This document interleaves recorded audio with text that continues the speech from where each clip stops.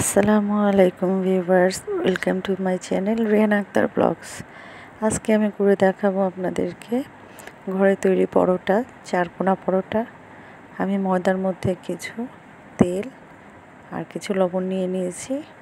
এখন এগুলোকে আমি সুন্দর করে মেখে নেব, পানি ছাড়া মাখবো এগুলোকে। এরপর আমি অল্প অল্প করে পানি দিয়ে আস্তে আস্তে করে মাখবো এগুলোকে।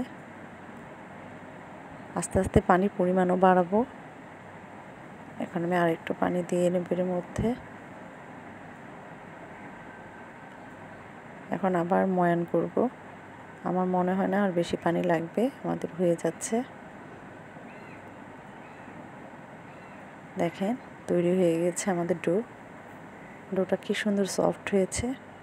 এখন আমরা পরোটার তৈরি করা শুরু করে দেব। আমি এখানে ভাগ ভাগ করে রেখে দিয়েছি। এই পরোটাটা আসলে দুইটা স্টেপে হয়। প্রথমে রুটি তৈরি করে নিতে হবে, তারপরে হচ্ছে পরোটার শেপে আবার রুটিকে বেলতে হবে।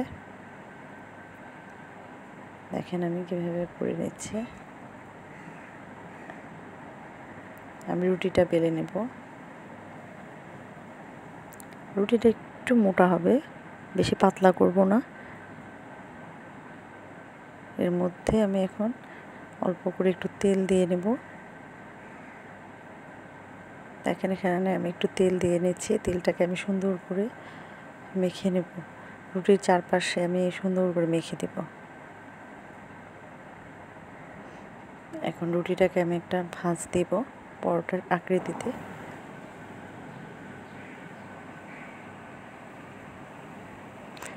এভাবে প্রত্যেকটা রুটিকে আমি তেল দিয়ে পরোটার আকৃতিতে ভাঁজ দিয়ে রাখবো।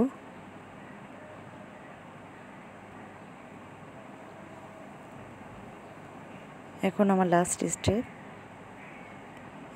এখন পরোটাগুলো আমি বেলা শুরু করে দেব চারকোনা করে।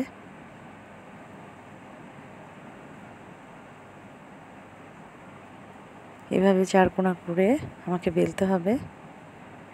বেলতে বেলতে আসলে এটা চারকোনা অটোমেটিক হয়ে যাবে। দেখেন আমি কিভাবে করছি। এখন আমি সেঁকে নেব এটাকে। একটু সেঁকা হয়ে গেলে এর মধ্যে আমি তেল দিয়ে দেব। তেল দিয়ে সেঁকে নেব, লাল লাল করে ভেজে নেব। সবাই ঘরে বানাবেন, বানিয়ে আমাকে জানাবেন কেমন হয়েছে। ধন্যবাদ।